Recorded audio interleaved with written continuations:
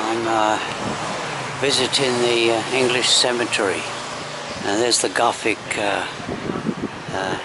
the former lodgekeeper's house, built 1856, but the cemetery I think was opened in 1831.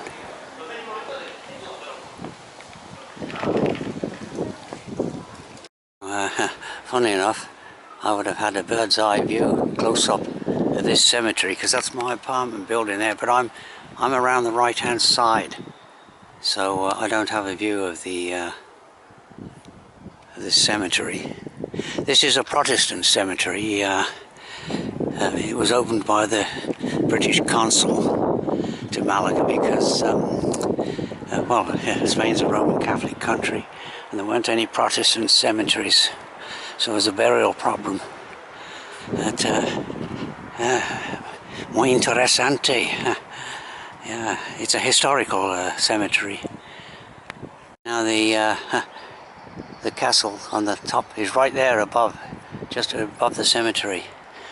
Okay, here's another sculpture to Annie, beloved wife of Edwin Plus of Seville, died 1911. Died 1911. You can see that. Yeah.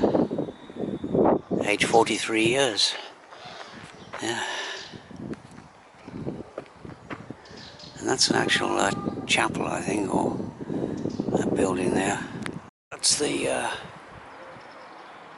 grave of the guy that William Mark Esquire, British consul, and that grave erected by his widow.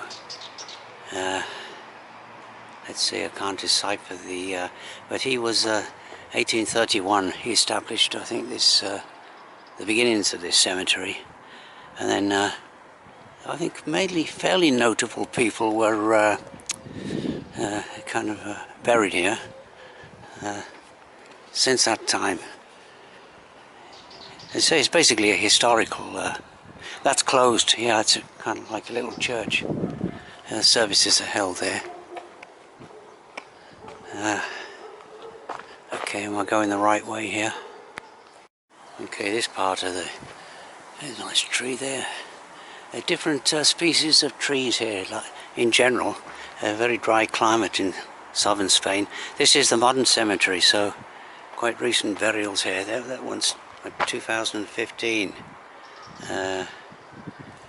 Yeah, so the residents of this city. Yeah. Now, right in the middle of this modern cemetery is this gravestone. It's protected, there's an iron railing around it, to Robert Boyd. Now, he was executed by the King of Spain back in the, well, what was the date? Yeah, earlier, well, quite a long time ago, the early Victorian era. Boyd, he was a Republican, and again, the same with the Spanish Civil War. Much later on, yeah, the king, I'm afraid, put paid to him for his rebel activities, and he was executed on the beach here in Malaga. Right, so the rest. Okay, so there's the local mouse catcher. So it opened at 10:30 this morning. I'm the first visitor, and so far the only visitor to this cemetery. It's this is an enclosed part of the cemetery for some reason. I don't quite know what. Yeah. Seashells. Look at those. Yeah. To the memory of Mr. John Lang. Yeah. Can't see any information on. Oh, yeah. There is a. Okay, I've just got these steps. Watch I don't go for a tumble. Okay. Yeah, it's unusual. All these gravestones with seashells encased in cement. Yeah. I think that's a poem of some kind, but it looks like it's kind of somewhat faded. A poem. Yeah, it's a nice sunny day again. You can see how little rain we've had, although when the rain does come down in the winter months, it apparently really pours down, judging by the sizes of the dry stream beds in the mountains. Now that's Violet. She only, well, yeah, a very small child died 1959, but there's a little poem there. I don't know what it means, but yeah, apparently it's quite descriptive. Yeah. Alright, so a little oasis in the middle of quite a busy and well, noisy city of Malaga. See, some of the people buried here are quite notable, and they're not just English people. Americans and Germans, Finnish, yeah, quite a few nationalities.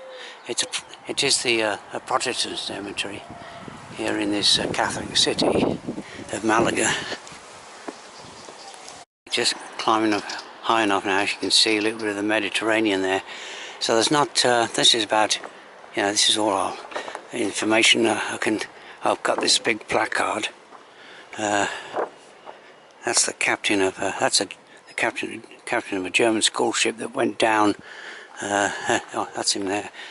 Kinesio, I don't know how to pronounce it. Yeah, he went down. About 40 people died in the Bay of Malaga back in 1900. So this is just about, yeah, so I'll just, well, that's the end of this visit. It's quite, well, got the place to myself. It's a nice little sanctuary here. And, well, I'll try something corny. It's as quiet as a graveyard here. Yeah.